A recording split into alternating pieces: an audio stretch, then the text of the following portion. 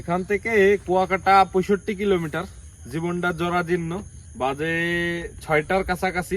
আরো ঘন্টা দুয়েক লাগবে। রাস্তার যে জরাজীর্ণ অবস্থা, পুরা ভাঙাচোরা রাস্তা। আর আরেকটা ফেজার বাইক আসছিল আমাদের সাথে, এই নয়ন ভাই, এর বাইকের বল রেসারের সমস্যা। তো এই বাইকটা নিয়ে খুব করুণ পরিণতিতে পড়ছি আমরা দাঁড়ায় আছি। ওরা অনেক পিছনে ছিল, কত পিছনে জানি না, এখনো তো নাই। আধা ঘন্টা 20 মিনিটের উপরে হয়ে গেছে, তাদের কোনো খোঁজ নাই। আরো 20-30 মিনিট লাগতে পারে। আজকে এরকম পরিণতি এর আগে কখনো হয় নাই। তো নতুন বস শুনলাম বল সার্ভিস করাইছে, তো হয়তো টাইট দেয় নাই। এখন প্রবলেম, রাত 12টা-1টার পর থেকে আর কোনো সার্ভিস সেন্টারও তো পাওয়া যায় নাই।